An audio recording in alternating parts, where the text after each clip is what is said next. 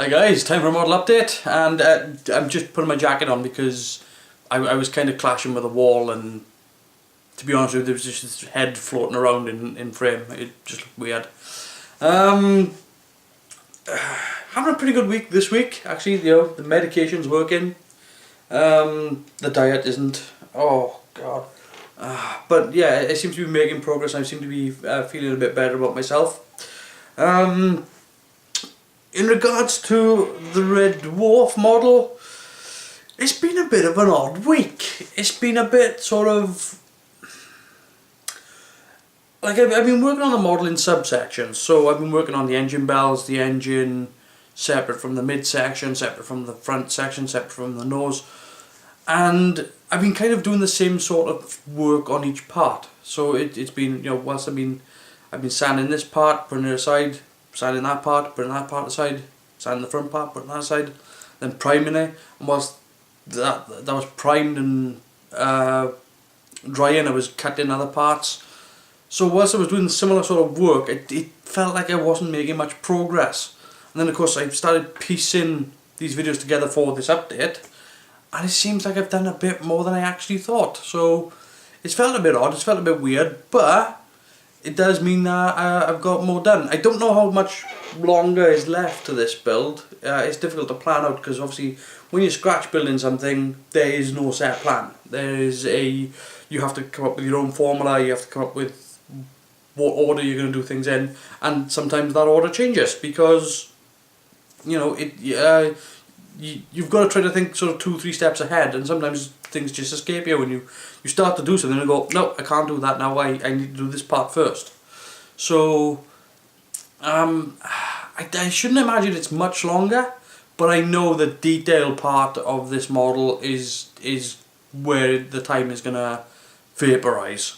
Yeah, but anyway, enough of my rambling, and let's get into the update. Moving on. Now then, I am detailing up Red Dwarf, and obviously I'm using the studio model here as a reference guide. And this is a piece of Red Dwarf. This is obviously the asteroid here, so the smash decking. Here's this weird straight piece that's on the studio miniature. But what I'm doing now is I'm replicating this detail here, this plant on. So it comes up to here, it goes across. There's these greebles at the top, and it comes down the side here, and then you've got this sort of shape, sort of flattened sphere. These two boxes, there's a couple of rectangles, there's a couple of cylinders in there. Now the real problem I've got is this is round about 1:1 scale. I've blown this image up to, this is if you were to see this model in real life, that's how big this detail would be. But the problem I've got is that I have to replicate this detail onto a piece of styrene this big. So I've got to replicate all that onto there. That's why sometimes, that's about it.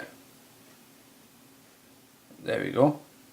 So yeah, that's why sometimes it's a real trick, and why it takes such a long time. The other thing is that this is why I can't get all the detail right. So what I do is I get the outlines right. So I can't, if I haven't got a flattened hemisphere, then I'll put a hemisphere on.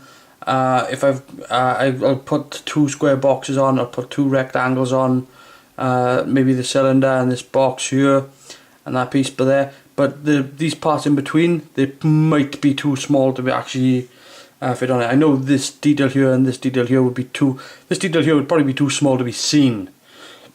Because again, it has to fit onto a piece that big.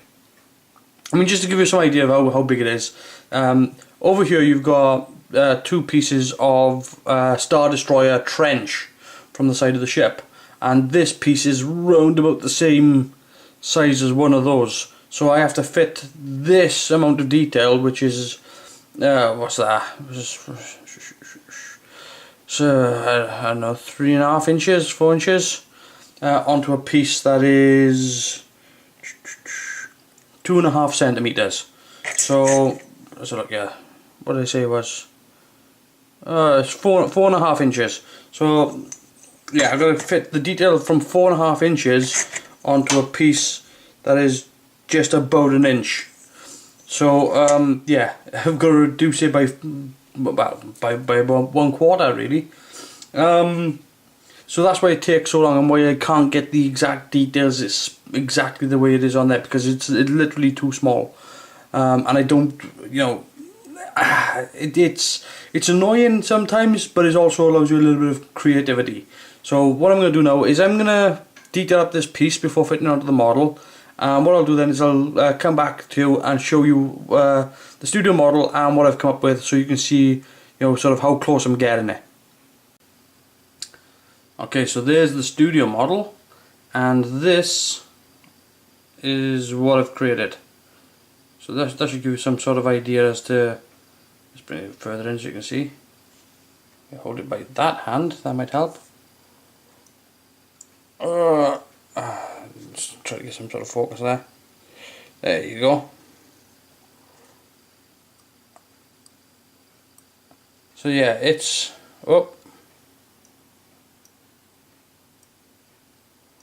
it's pretty close. Obviously, like I said, there's some details I just can't copy.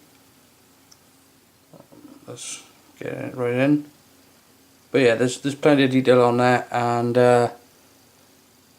you can see I've got the basic outlines of the details. So, and that's pretty much that's pretty much what I can do now. But yeah, I've got to create a whole load of these, not this particular one, but a whole load of detail like this, and do it all over the ship. So yeah, let's crack on, shall we? Okay, so I've got the upper half of Red Dwarf on now, and I've got these recesses put in. I've boxed them in as well so that they're on nice. Got the side on, got this strip on here. I'm just waiting for this to cure properly so I can give it a nice sand down. I've got to put this strip on here as well. The homing position that I put in there was completely wrong. Like totally wrong. So I run down it with a knife, but then the angle was off. So what I ended up doing was, to put this in position, was I lined up this edge here to the front. I lined up this strip along here to this recess in here. I lined up this edge here then to the roof. So this part here, I was just sort of looking down here, making sure that it wasn't skew-if. So I'm looking at it now, and it looks like it's pretty square. So I'm gonna give that a bit of a measure, just to make sure. But I think I've got that bang on. So if it's off, it ain't going to be off by much, I know that. So yeah, I'm going to let this set up and cure properly now, give that a sand. It's also worth noting, by the way, that this recess detail in here, totally different to the other side. Totally different. There is nothing on this model that parallels or mirrors itself in any way. Like this bottom piece here. It's not a mirror reflection of the top. It's a completely different shape. So yeah, and this side completely different to the other side. So even if it didn't have the asteroid smashed into the bottom on the other side, I don't think it would even look remotely like this. I got a feeling it would be completely different, just because. But yeah, I've got this on now. Oh, another thing that I've done, where I've got this strip down here, there's if you look in there, there's a cavity down here. And that's because what I've done on the model, this is sort of stop-ended, and you've got the detail that goes on here. But here I decided that because of where I've put this stop end here, there's plenty of space behind there to actually allow for the detail to run behind, so you'll be able to look down there. You won't be able to see into a sort of inside the model because you'll only see as far as that stop end, but any greebles and everything that I've got to put in there will actually go in and fit nice and snug behind this piece here, so it'll actually sort of give you a bit more sense of depth. How is it compared to the studio model? Well, I mean, the details are, the shapes are right, the dimensions are right, all that's right.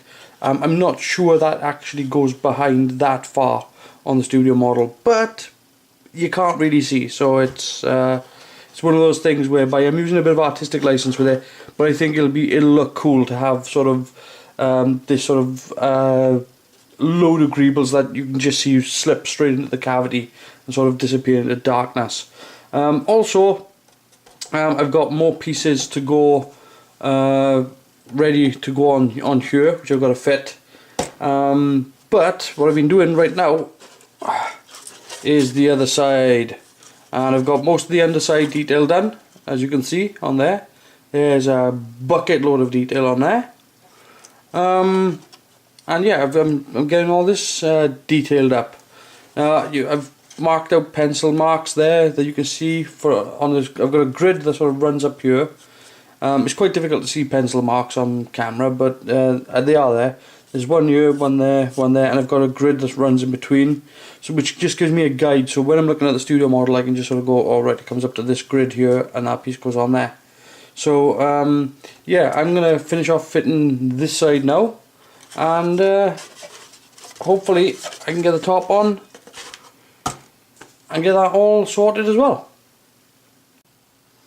Okay, this is a little bit of a bummer, but I'm glad I caught it now and not later on.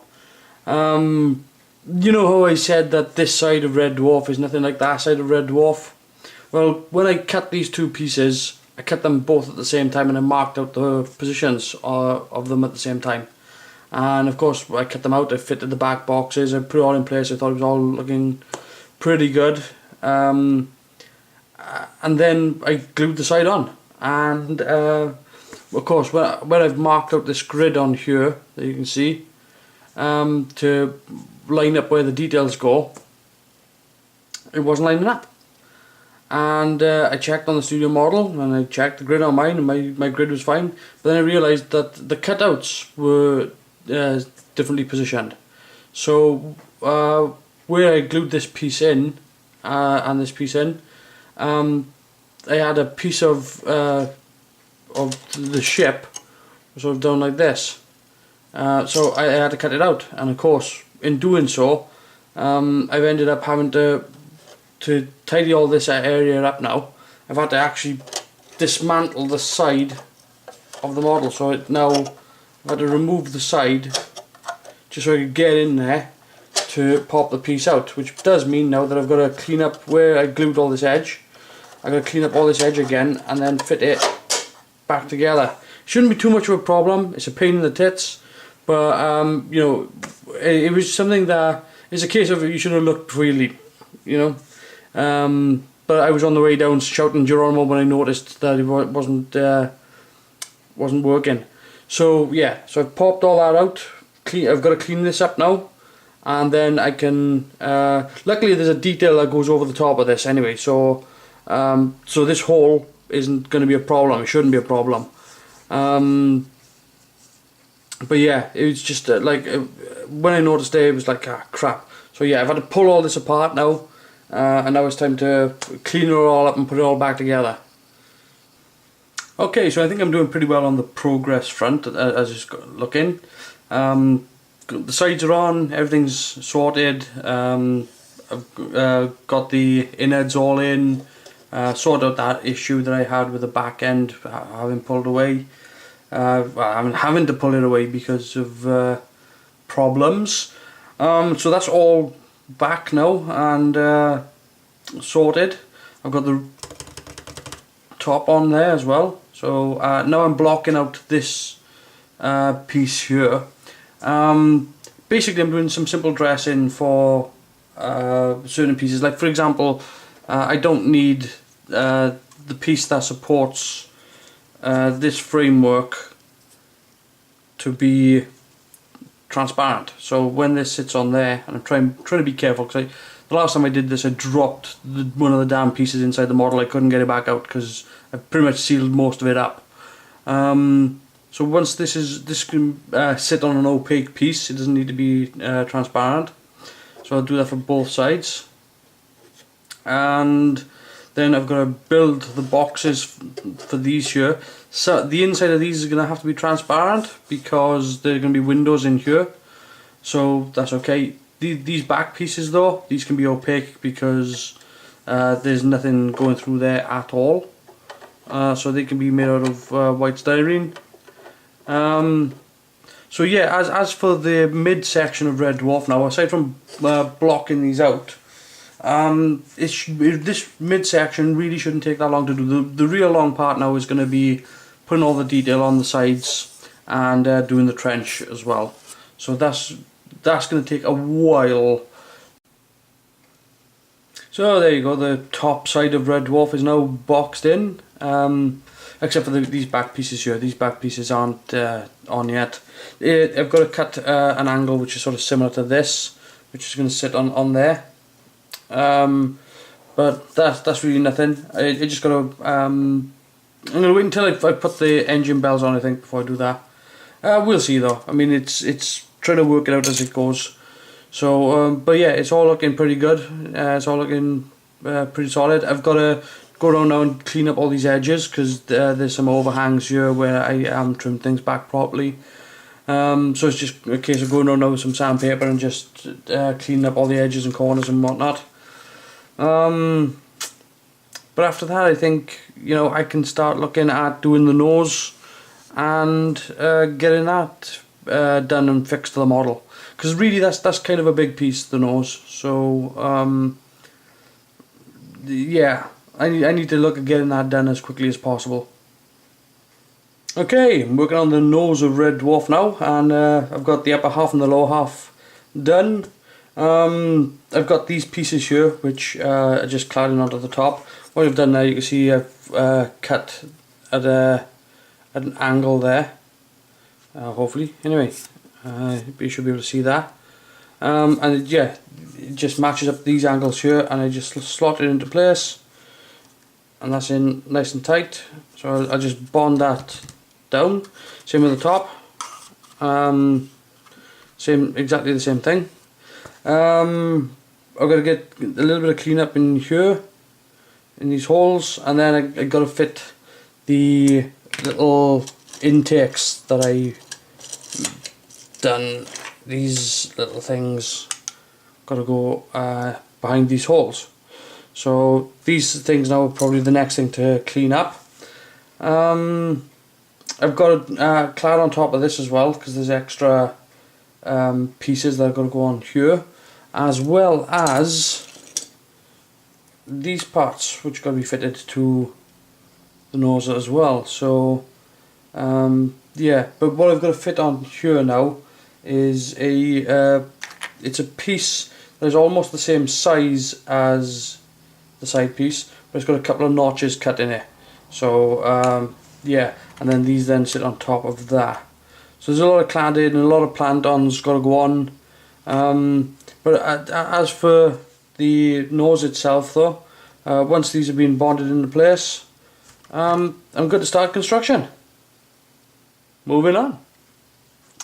Okay, so I'm just doing a quick sort of test construction to see how the model looks. It's looking really good actually. I've got the nose piece here.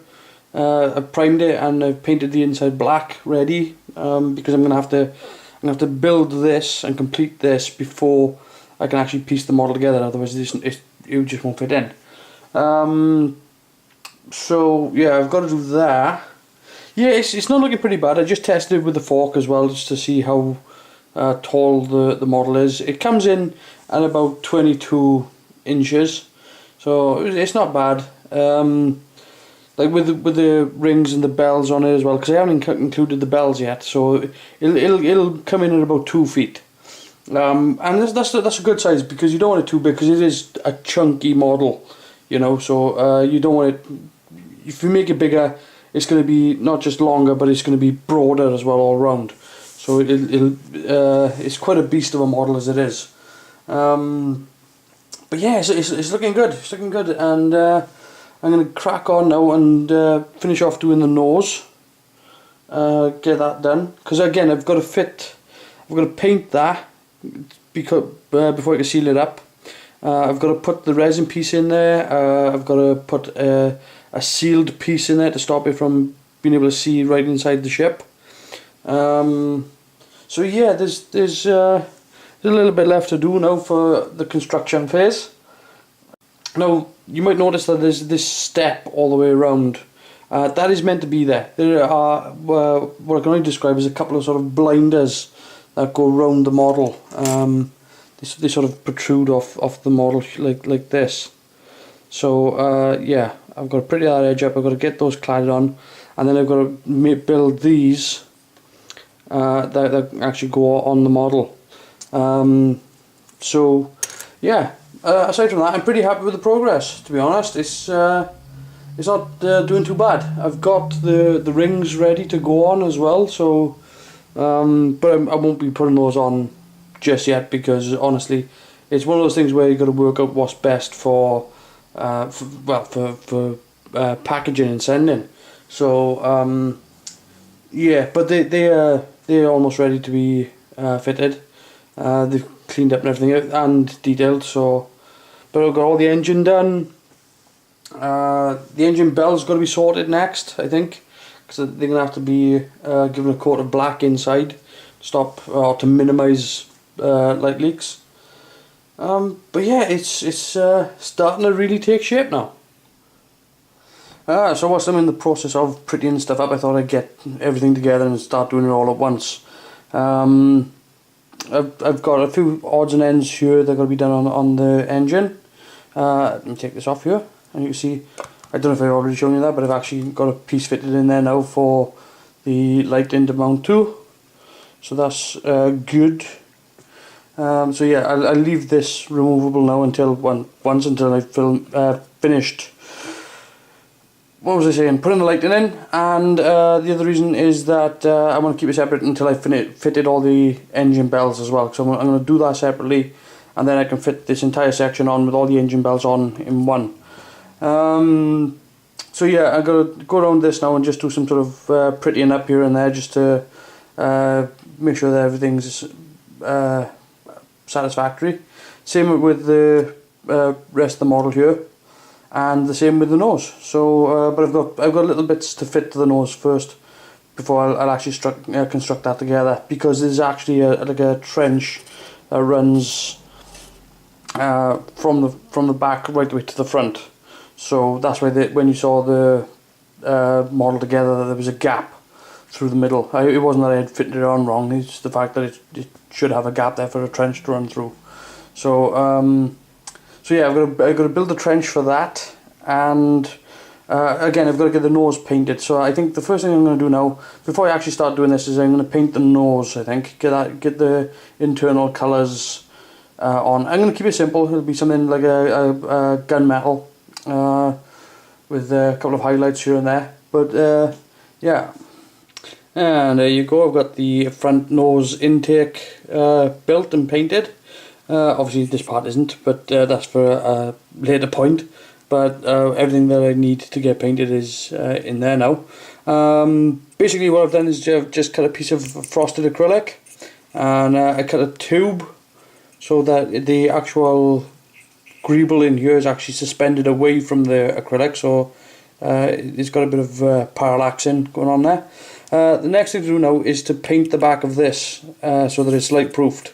Now I want some light coming through, so what I'm going to do is I'm going to mask off a piece of this back here, and all I'm going to do to mask that is I've got one of these little rubber feet. So I'm going to stick that on there, like so. Oh, it's moved. Yeah, stick that on there. Spray this now so that it's black. Peel that back off, and I should have a nice little sort of ring of light coming through the scoop. So yeah, I'm going to crack on and do that.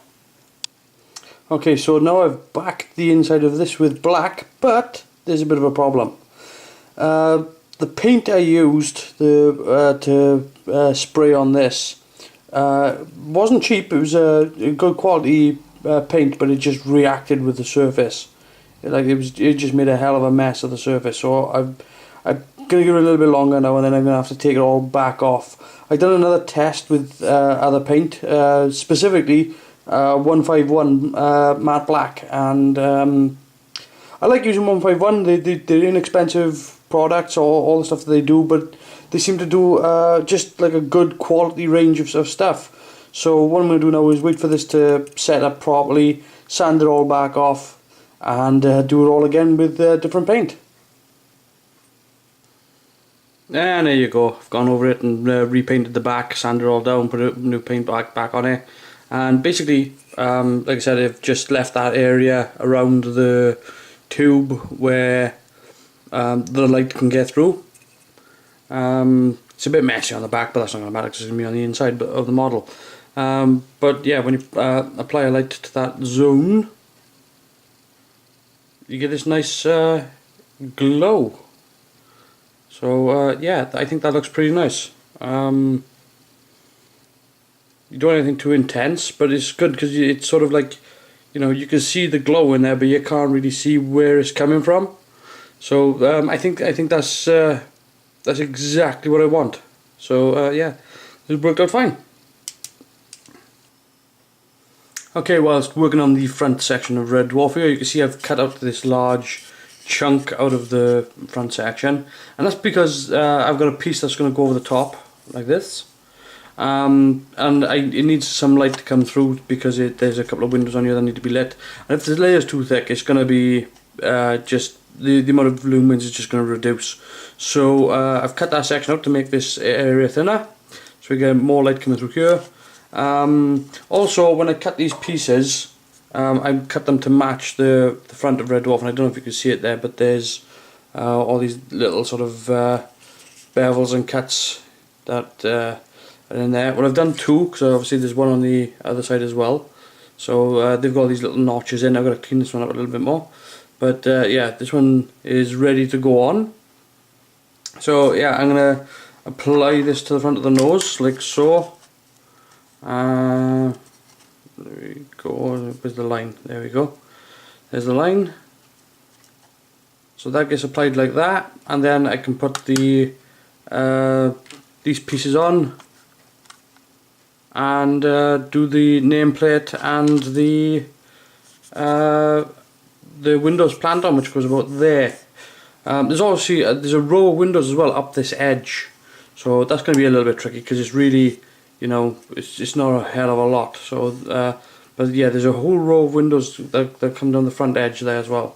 So and then what I'm going to do as well is, once that's done, I'm going to mask off the inside, and this whole front area here is going to be light blocked, because I don't need light to come any further down than these nozzles.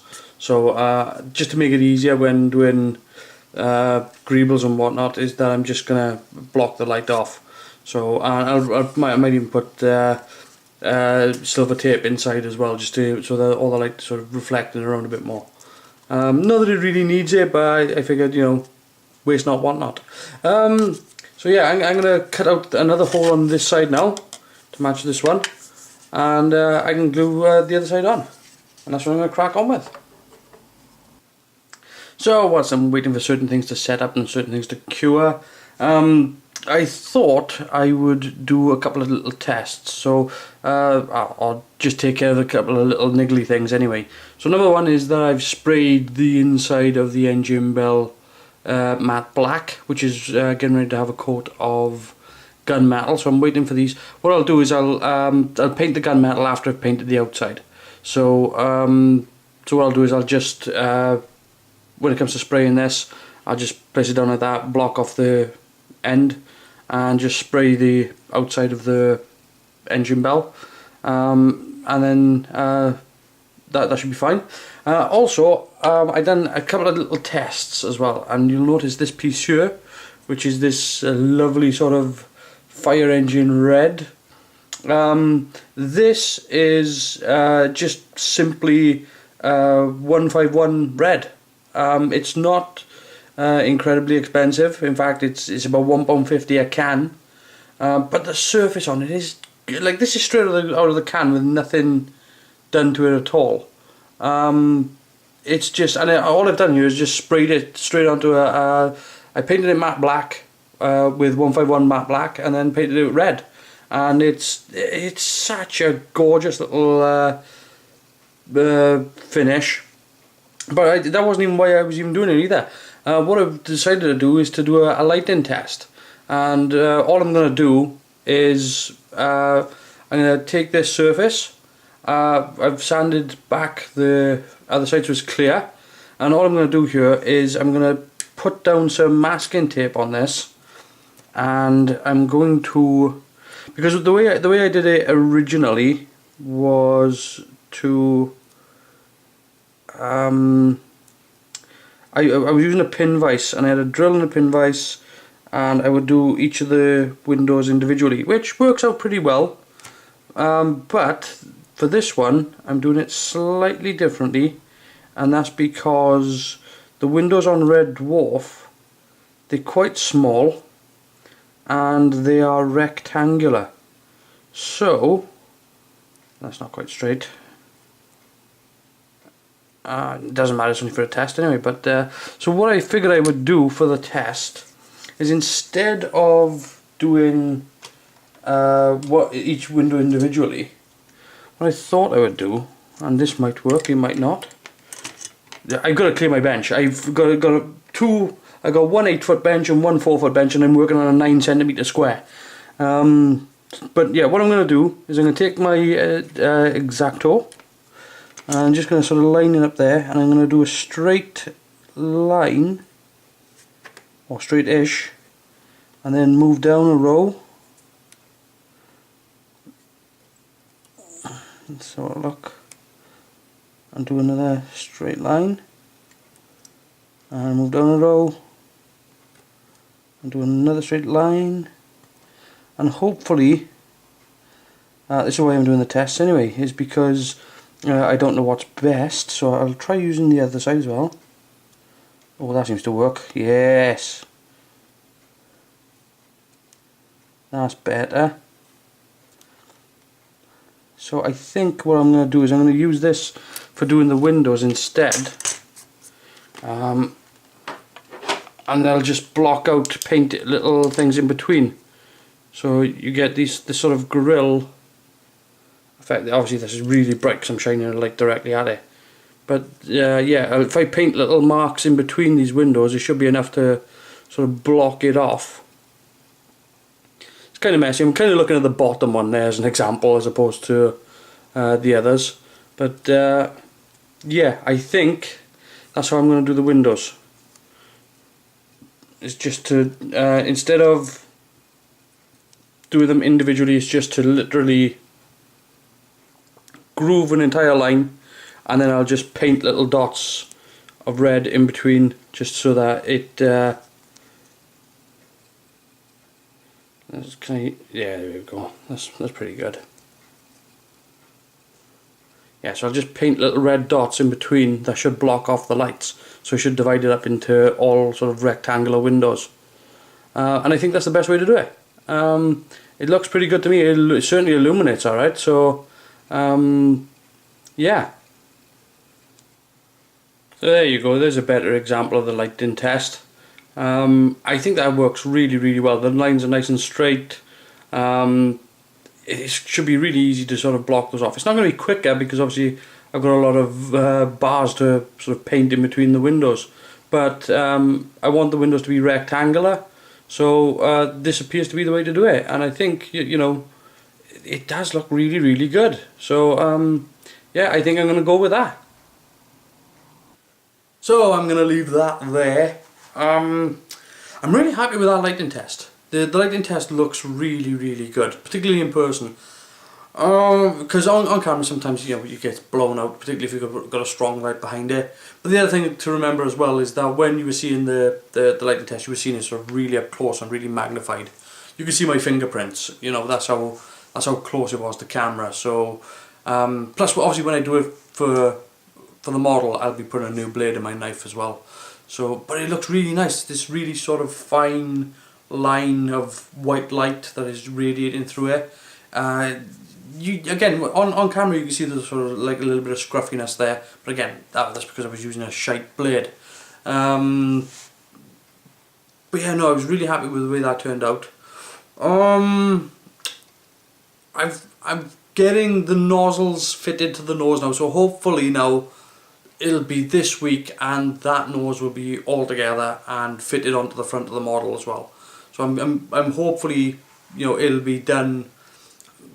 you know, if see how I'm feeling tomorrow, and maybe I'll have the nose fitted to the front of the ship tomorrow. But don't make plans because things go wrong.